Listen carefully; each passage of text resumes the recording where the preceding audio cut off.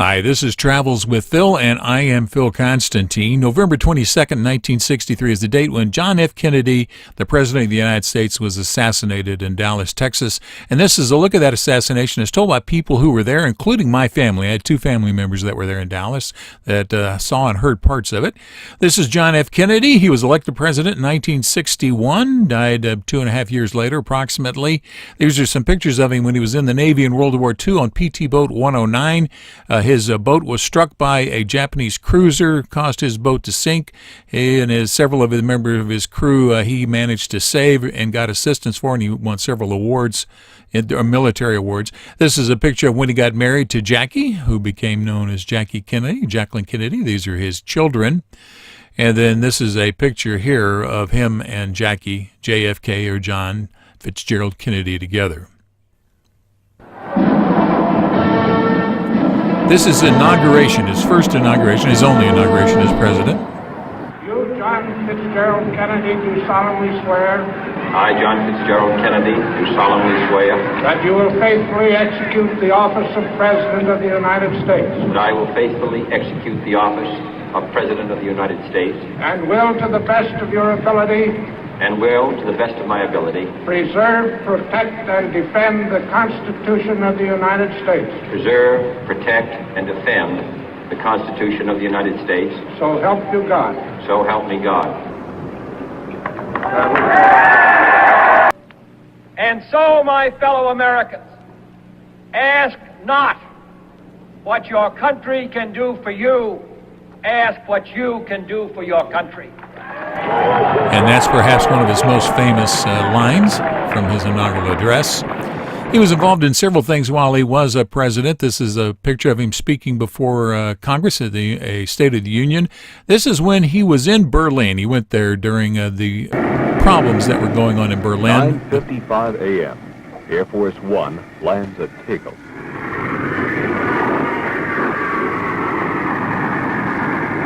We'll have more on the airplane later. It's out at the National Museum of the Air Force in Ohio.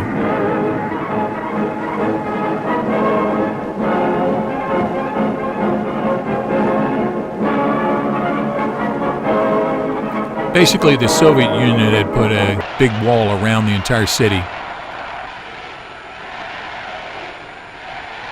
The Berlin Wall.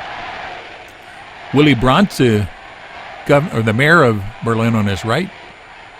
Kurt Waldheim to the left from the UN. And the crowds were very excited that he was there. 2,000 years ago, the proudest boast was Civis Romanus Sum. Today, in the world of freedom, the proudest boast is Ich bin ein Berliner. Translate is I am a Berliner, roughly.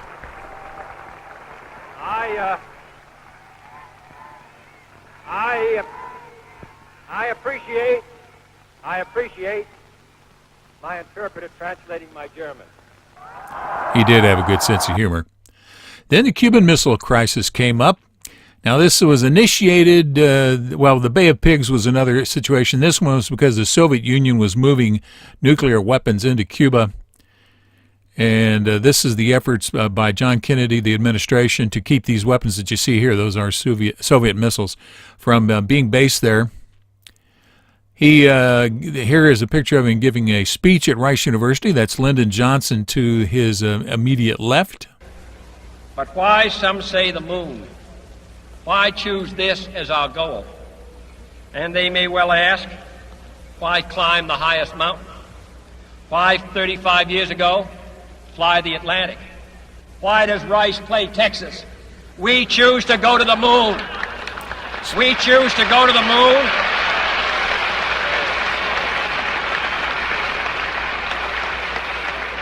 We choose to go to the moon in this decade and do the other things, not because they are easy, but because they are hard. So announcing the space age. And Rice, I went to Rice University, so that was the joke. Rice did not have a very good football team. So that was why it was hard. And he made lots of trips in Air Force One, not always in that particular plane, but that was the very first of all the Air Force Ones. This is a video called The Last 2 Days, about the last 2 days of his life. President John F. Kennedy departed Washington on Thursday morning, November 21st, 1963. More than 3 years In San Antonio, the first day. The new frontier. This is not a partisan term, and it's not the exclusive property of Republicans or Democrats.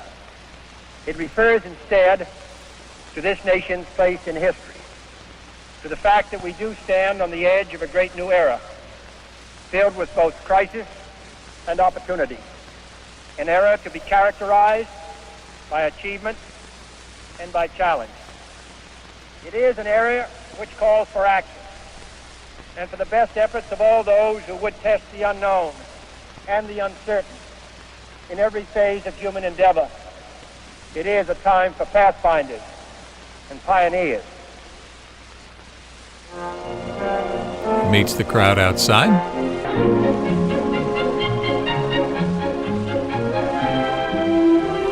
Then he's en route to Houston. I was an honor guard for him about a year earlier as a Cub Scout when he came to Houston. Mrs. Kennedy is making one of her first public appearances in several months. Traveling with the presidential party are Vice President and Mrs. Johnson and Texas Governor John Connally. That's Connally messing with his hair there. And so let's move to the next day, November 22nd, 1963. He's in Fort Friday Worth. morning, November 22nd. It's 8:45 and the weather is misty.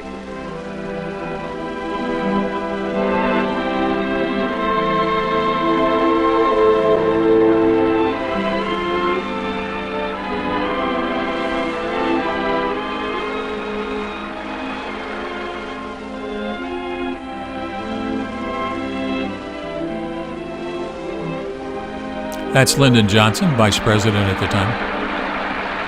In spite of the weather, a large and exuberant crowd turns out to see and hear the president.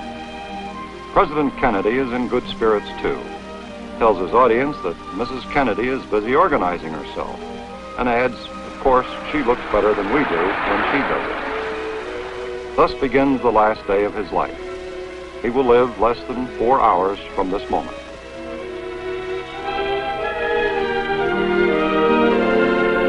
You see, they're very enthusiastic crowds. There were some conservative groups in Texas that were not too fond of President Kennedy's policies, but that happens with all presidents.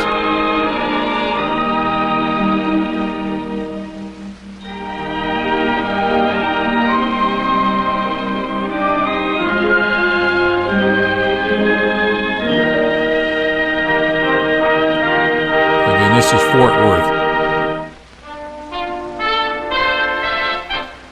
The Vice President and Texas Governor John Connally applaud President Kennedy's entrance as he returns to his hotel for a breakfast with the Fort Worth Chamber of Commerce. Lyndon Johnson to the left there. The breakfast party awaits the arrival of Mrs. Kennedy.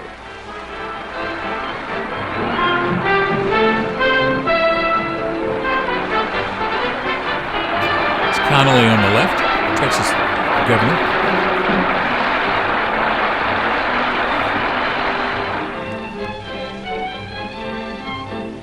2 years ago, I said that, introduced myself in Paris by saying that I was the man who had accompanied Mrs. Kennedy to Paris. I'm getting that same sensation as I travel around Texas.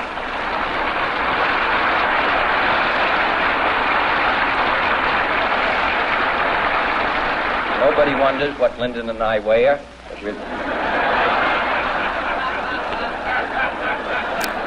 Jacqueline, or Jackie as she was called, was a fashion icon for the time. Considered very classy. On a more serious note, the president's last words, reflections of his hopes for the future. This is his last speech. This is a very dangerous and uncertain world.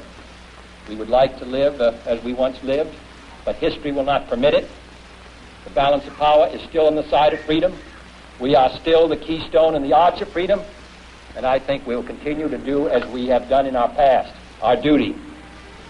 I'm confident, as I look to the future, that our chances for security, our chances for peace, are better than they've been in the past. And the reason is because we're stronger. And with that strength is a determination to not only maintain the peace, but also the vital interests of the United States. And leaving Fort Worth. Friday morning, 11 o'clock. The presidential jet leaves Fort Worth for the short flight to Dallas, where the president has a scheduled luncheon address.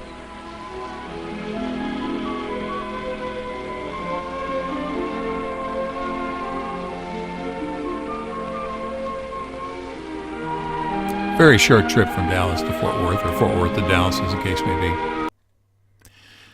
And so the group arrives in Dallas, Texas, November 22nd, 1963. That's Air Force One landing. Friday morning, 11:37. The president's jet lands at the Dallas airport, Love Field.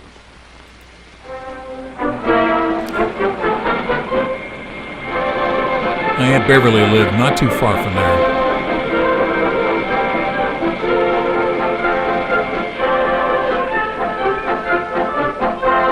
Several thousand enthusiastic Texans are on hand to give the President and Mrs. Kennedy a warm welcome. The usual welcoming committee presents Mrs. Kennedy with a bouquet of red roses.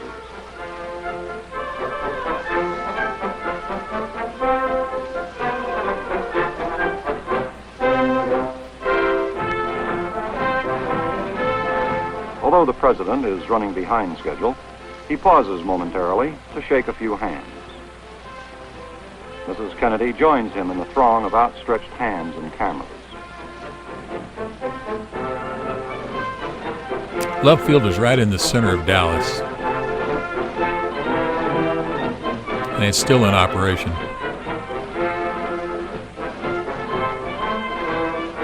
Friday, 10 minutes before noon.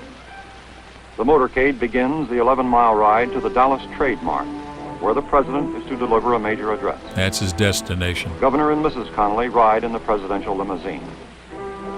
In a downtown building, a gunman waits at a 6th-floor window, a high-powered rifle by his side.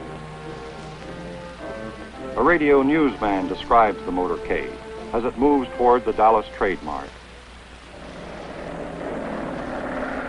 The president's car is now turning onto Elm Street, and it will be only a matter of minutes before he arrives at the Trade Mart.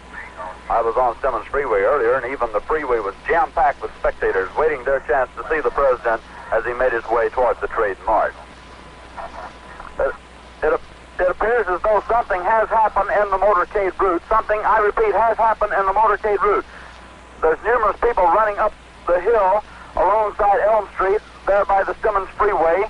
Several police officers are rushing up the hill at this time. Stand by just a moment, please. Something has happened in the motorcade route. Stand by, please. Parkland Hospital, there has been a shooting. Parkland Hospital has been advised to stand by for a severe gunshot wound. I repeat, a shooting in the motorcade in the downtown area. Parkland Hospital has been advised to stand by for a severe gunshot wound. The president's car is now going past me. The limousine is now traveling at a very high rate of speed. Secret Service men standing up in the limousine. They are armed with submachine guns. It appears as though someone in the limousine might have been hit by the gunfire. Put me on, Phil. Put me on.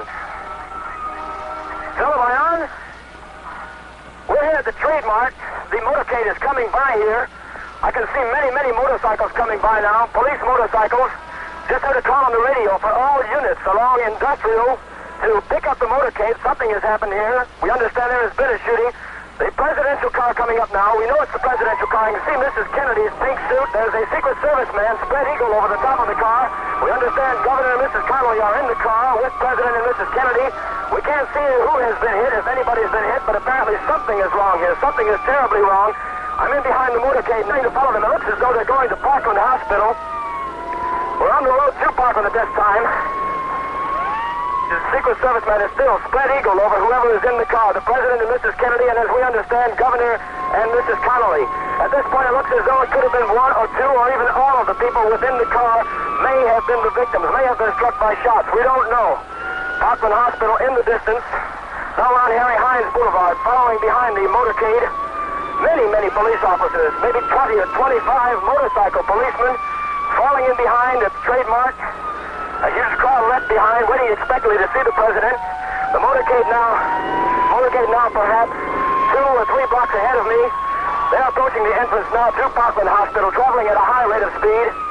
Already police cars converging on Parkland from every angle, from every point. I'm pulling in now toward Parkland Hospital, coming to the approach. There's an officer waving me down. He's waving me around. There's a cordon. There's already a cordon of police officers running from their cars, from their vehicles here. The official party, as I can see it, pulling around toward the emergency room of Parkland Hospital.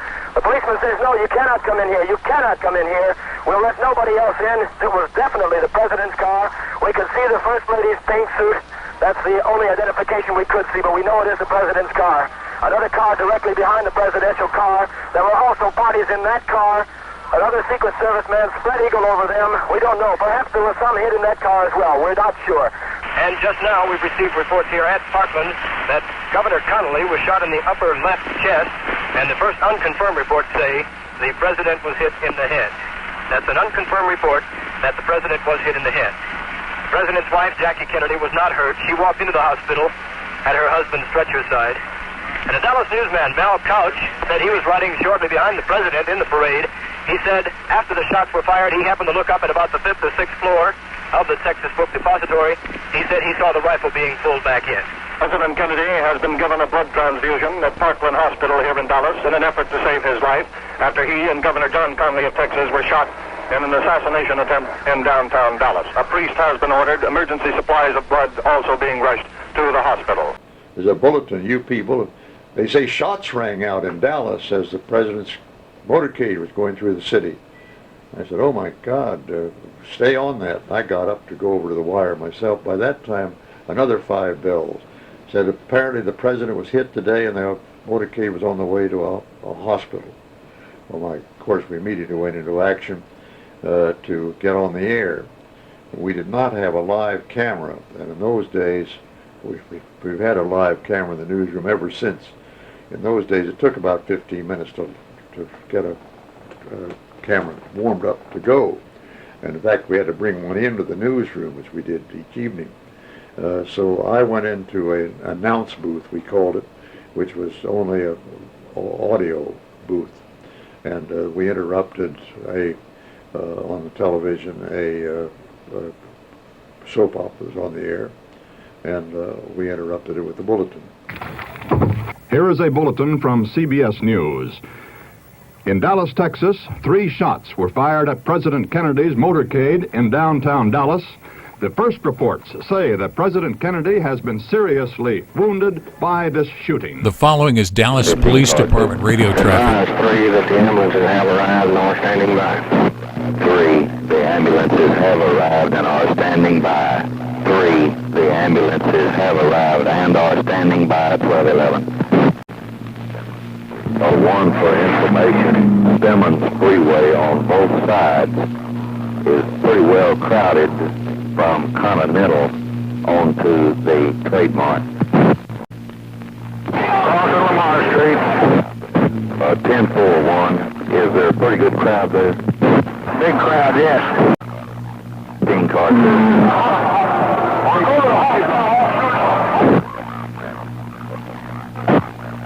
Go to the hospital. Carson Hospital, have him stand by. Get men on top of that underpass, see what happened up there. Go up to the overpass.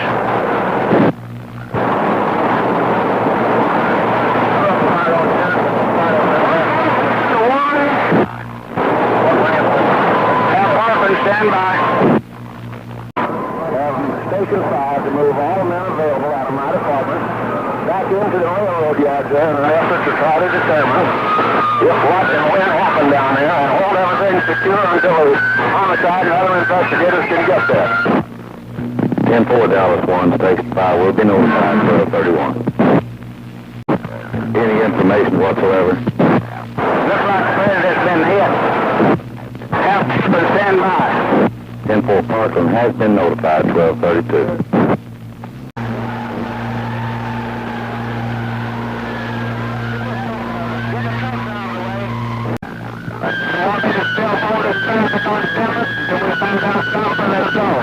Keep everything out of this emergency entrance. Fire.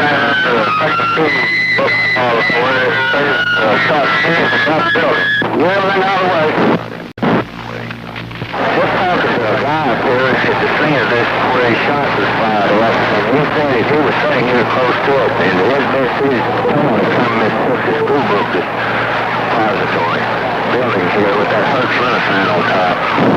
10-4, give you his name, address, and phone number, and all information that you can, 1235. 260. I have a witness that says something from the fifth floor of the Texas Depository Bookstore at Houston and Elm. I have him with me now. We're going to seal off the building. 10-4. Where do you want traffic cut going into that area? Keep all traffic off of the emergency entrance to Parkland Hospital and all emergency equipment off of Industrial Boulevard. 10-4. 1. We have the emergency entrance secured at Parkland. 10-4-125, 1237. Yes, man, I said to come to this building. It's Texas School Book Depository. There's multiple shots come from that. If you're facing on the Elm Street, looking towards the building, it would be your upper right-hand corner. That's the second window from the end. 10-4. How many do you have there?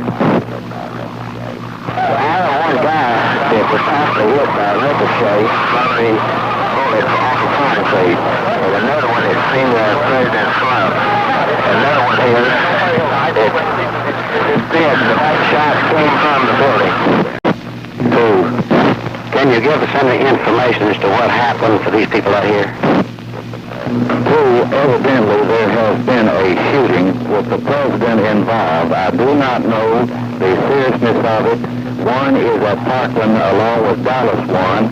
We have information that the shots came from the 5th or 4th floor of the book depository store on the corner of Elm and Field. Officers are now surrounding and searching the building. 1240. Where did this happen? It was about 12:35. At Field and Main?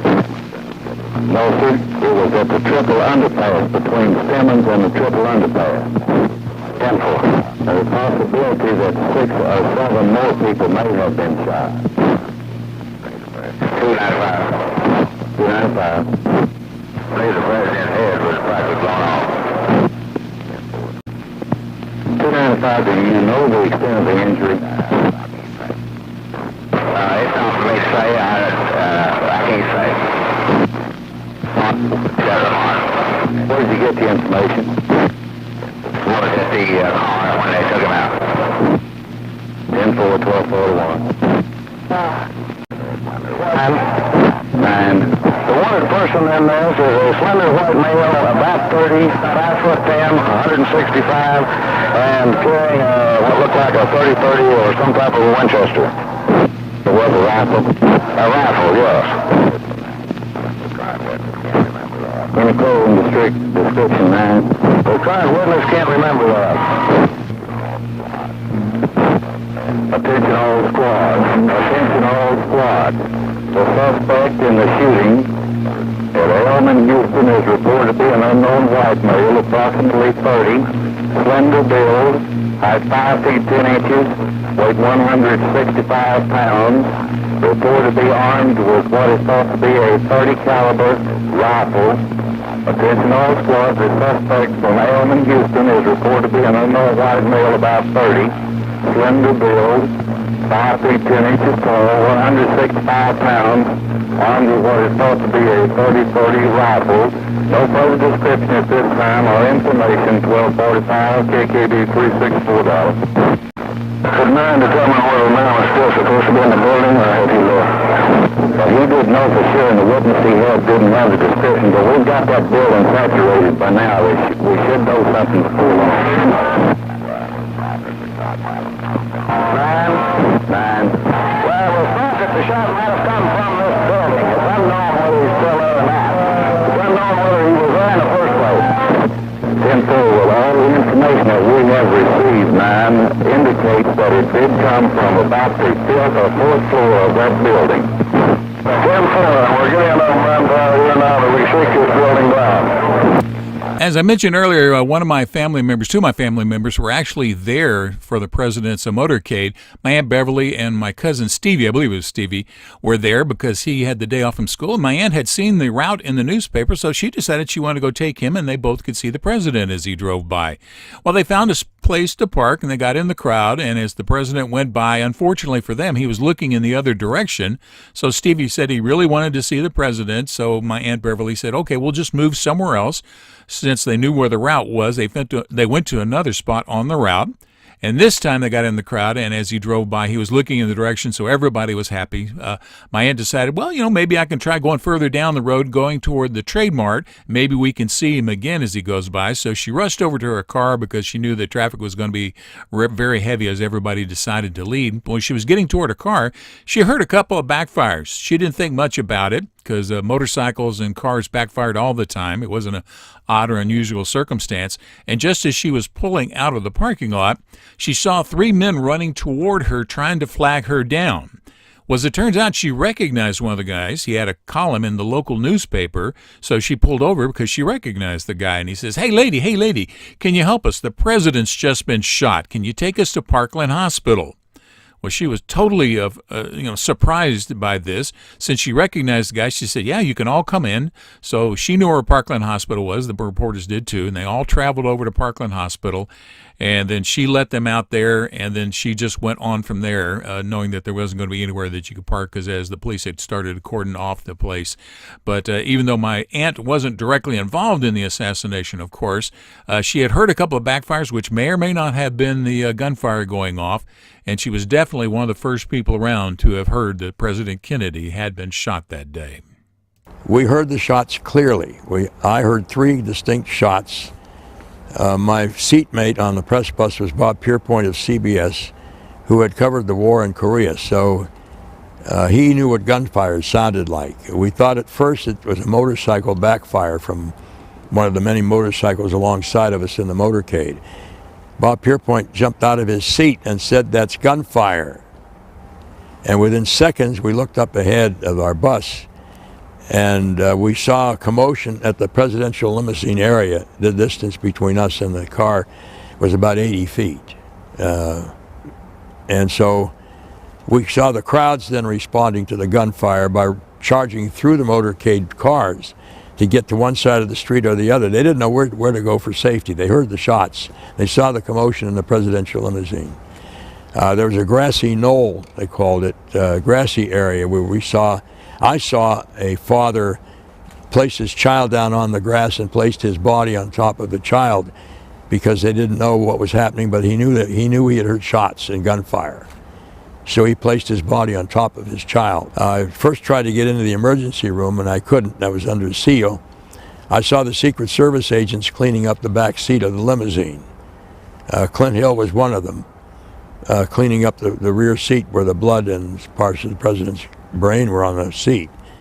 My friend Hugh Sidey of Time magazine had talked to Clint a few minutes before I got there, and I think Hugh Sidey, White House correspondent for Time, asked Clint, who was a friend of ours,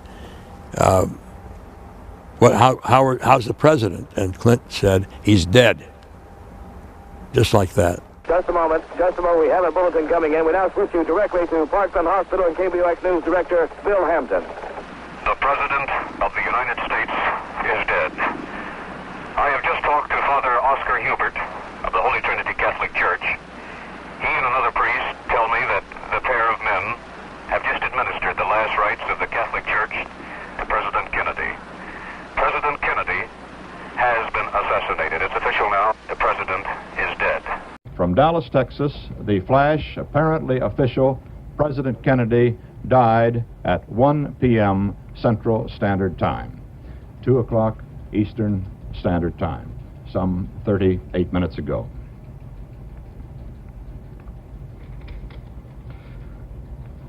Vice President Lyndon Johnson has left the hospital in Dallas, but we do not know to where he has proceeded. Presumably, he will be taking the oath of office shortly and become the 36th President of the United States. And that was Walter Cronkite. Now let's go look at the events that are surrounding Lyndon Johnson being sworn in as president. And we arrived at Air Force One when they were placing the casket aboard. Mrs. Kennedy was helping the Secret Service put the casket on board the airplane. The casket would not fit through the hatches. It was too wide. It was a 600-pound bronze casket. The agents went inside and got an axe from inside. The airplanes do have an axe aboard. And they took the axe and they knocked the handles off the airplane. I don't know whether there were 4 or 6 handles. And they knocked the handles off. They got it through the hatchway door. I heard the president ask Marie Famer, his secretary, to go and ask Mrs. Kennedy if she would like to stand with him for the swearing in. And she sent word that she did, but she needed a few minutes to compose herself. And after a few minutes, Mrs. Kennedy appeared into the conference room. At 2:38 in the forward cabin of Air Force One, a necessary ceremony. I do solemnly swear that I will faithfully execute the office of President of the United States and will to the best of my ability preserve, protect, and defend the Constitution of the United States. And help me God. It was terrible. Yes, I did talk to her because she was in the rear of the airplane and we had the president's casket in the rear. And she had on her bloody clothes that she was wearing. And I tried to ask her if she wanted to go in the restroom and change, get cleaned up. No, I don't. I want people to see what's happened to the president.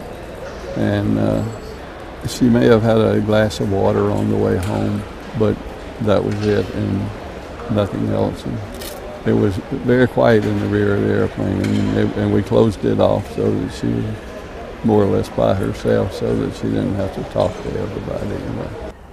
Her suit, this beautiful raspberry-colored two-piece wool suit, had the markings of the terrible thing that had happened. Pieces of the president's skull, flesh, blood on her clothing, splattered. I looked at Mrs. Kennedy's stockings, and the right stocking was heavily congealed with blood where she had cradled his head in her lap. On the left leg there was not as much, but there was blood on her left stocking too. And I realized what she had endured. She kept up her courage. She was aware of what was going on. She knew what had happened. She felt it was her place to be in that picture. I forever believe that it was part of her patriotism, really, that she felt it was necessary. At some point on the flight, when asked by an aide of hers, Mrs. Kennedy, would you like to clean up while we're en route back to Washington? And Mrs. Kennedy said, no, I want them to see what they have done. And those words have reverberated throughout the history of the assassination. Cliff Hill said about one of the Secret Service agents. Ronnie was fixing him a sandwich, and he was all but crying. And he looked up at us and he says, I've never lost a president before. He was the guy that was pushing Jackie back in the car. Clint Hill. Wasn't it Cliff Hill? Clint Hill. Clint Hill. Yeah. It was her personal agent. Yeah. All right, let's take a look at the plane itself, Air Force One, also known as SAM-2 6000, or Special Air Mission. It's now in the National Museum of the Air Force in Dayton, Ohio. Let's look at the actual radio transmissions between the plane and Washington. Air Force One, Andrews. Duplex is on, sir. Duplex is on. This is Dr. Berkeley. What arrangements have been made with regard to the reception of the President? Everybody aboard Air Force One, everyone aboard Air Force One, with the exception of the body, will be choppered into the south ground. The body will be choppered to the Naval Medical Center at Bethesda. Over. The body will be choppered or will go by ambulance to the Naval Medical Center? Will be choppered. The body is in a casket, you know, and it will have to be taken by ambulance and not by chopper. All right, I'll tell Captain Shepard that. Yes, General Clifton. No, we do not want a helicopter for Bethesda Medical Center. We do want a ambulance and a ground return from Andrews to Walter Reed. And we want the regular post-mortem that has to be done by law under guard performed at Walter Reed. Is that clear? Over. That is clear, General Clifton. You want an ambulance and another limousine at Andrews, and you want the regular postmortem by law done at Walter Reed. That is correct. This is Situation Room. I read you. Go ahead. Give me all available information on President. Over. All available information on President follows. He and Governor Connolly of Texas have been hit in the car in which they were riding. We do not know how serious the situation is. We have no information. Mr. Bromley Smith is back here in the Situation Room now. We are getting our information over the tickers. Over. That is affirmative. Please keep us advised on here. This plane on which Secretary of State, other cabinet ministers headed for Japan, turning around, returning to Honolulu, will arrive there approximately 2 hours. Over. This is Wayside. Understand those departing Honolulu are turning around and will be back there in about 2 hours. Is that correct? Over. That is affirmative. We'll need all information to decide whether some party should go directly to Dallas. Over. This is Situation Room. Say again your last, please. We'll need an accepted file so we can determine whether some members of this party should go directly to Dallas. Over. Roger. You wish information as to whether some members of that party should go to Dallas? Affirmative. Do you have anything else, Wayside? No, any other information, get a hold of us as rapidly as possible. All right. The Associated Press is coming out now with a bulletin to the effect that they believe the president was hit in the head. That just came in. Over. The president hit in the head. Over. Roger. We will pass on any additional information we get from here to you. Roger. We'll be standing by for your call. Wayside. This is Situation Room. I read from the AP bulletin, Kennedy apparently shot in head. He fell face down in back seat of his car. Blood was on his head. Mrs. Kennedy cried, "Oh no," and tried to hold up his head. Connolly remained half-seated, slumped to the left. There was blood on his face and forehead. The president and the governor were rushed to Parkland Hospital near the Dallas Trade Mart, where Kennedy was to have made a speech. Over. I read that. Over. This is Situation Room. I have nothing further for you now. I will contact you if we get more. Wayside, Roger out. Colonel, tell me, this is Murray Jackson. The President of the United States has been shot and seriously wounded in Dallas, Texas. The President of the United States, John F. Kennedy, has been shot and seriously wounded in Dallas, Texas. Governor Connolly was also shot at the same time. Would you please get this message to Secretary of State Ruff, and I will stand by. Over. Roger, Murray. We have already received that news. We have UPI on. We have turned around. We are returning to Hawaii. We are estimating Hawaii in 1 hour and 20 minutes. We'll be on the ground in Hawaii in 1 hour and 20 minutes and return to Washington for Dallas. The decision has not been made yet. We have one other aircraft alerted to take part in the party to Dallas, and we will be returning to Washington. Over. Thank you very much, Colonel Tilney. I'll relay this to Mr. Ball right away. Over and out. Airman Gilman, this is Murray Jackson again at the State Department. Yes, sir. The message I just gave you about Mr. Ball wanting the Secretary and all the passengers of the plane to return directly to Washington has now been reconfirmed by McGeorge Bundy, who has called and asked it, and also said that he thinks the plane and all its passengers should return immediately to Washington. That was in Dallas. Stand by, one, sir. Well, I have a message from Undersecretary Ball and from McGeorge Bundy at the White House. They request that the Secretary of State and all passengers aboard the return to Washington immediately. Over. Roger, the message is from Undersecretary Ball and Mr. Bapke advised that the Secretary of State and all passengers return to Washington immediately. Over. That is correct. Over and out. Okay, thank you, sir. This is Situation Room, relay following to Wayside. We have report quoting Mr. Kilduff in Dallas that the president is dead, that he died about 35 minutes ago. Do you have that? Over. The president is dead, is that correct? That is correct. That is correct. New subject. Front office desires plane return Washington with no stop Dallas. Over. Copied. Wayside copied. All okay.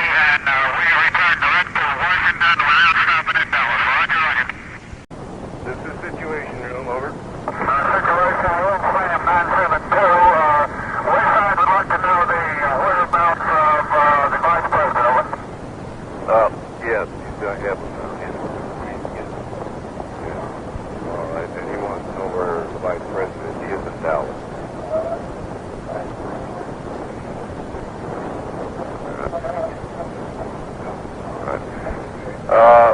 For Wayside from Situation Room, the Vice President is in the hospital building, Parkland Hospital in Dallas. He is not injured. I repeat, not injured. Over.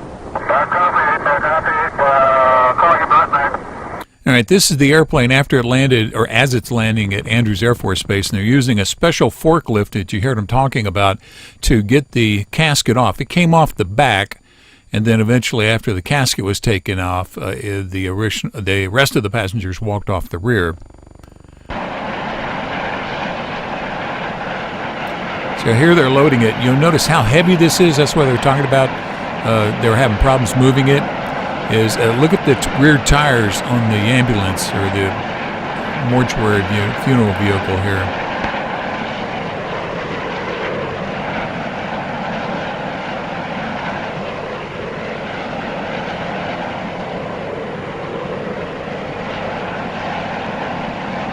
And then that's Jacqueline Kennedy getting down. She stayed with the casket almost the entire way. They had to literally cut out part of the bulkhead in the back of the airplane to allow it to get in.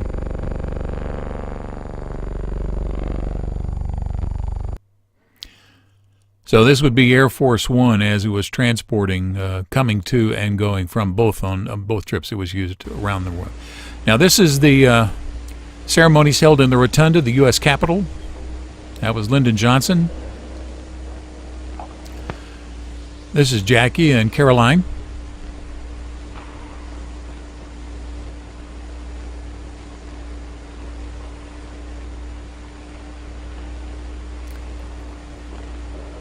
You can look online. There are lots and lots of speeches that were given. A lot of this is online, public domain information.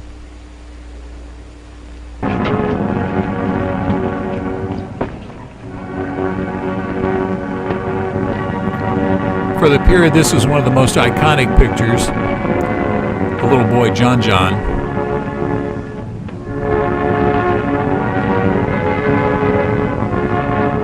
saluting his father's casket.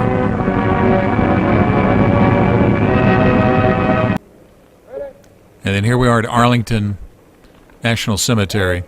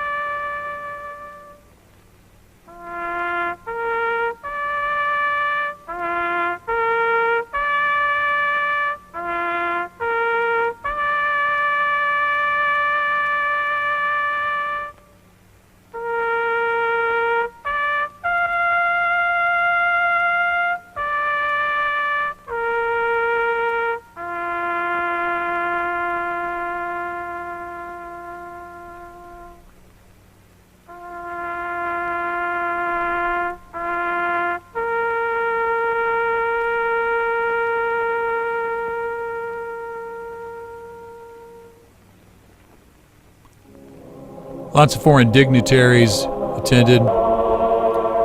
Obvious U.S. government officials attended. Floating of the flag, giving the flag to Jacqueline. Then they'll be lighting the eternal flame.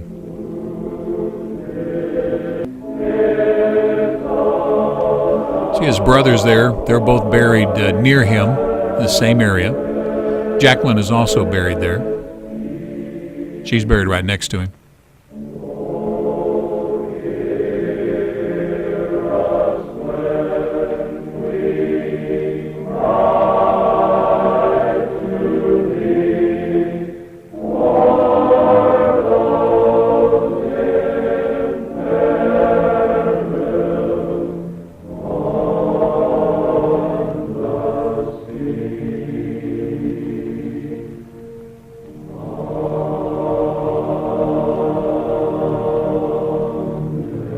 The eternal flame.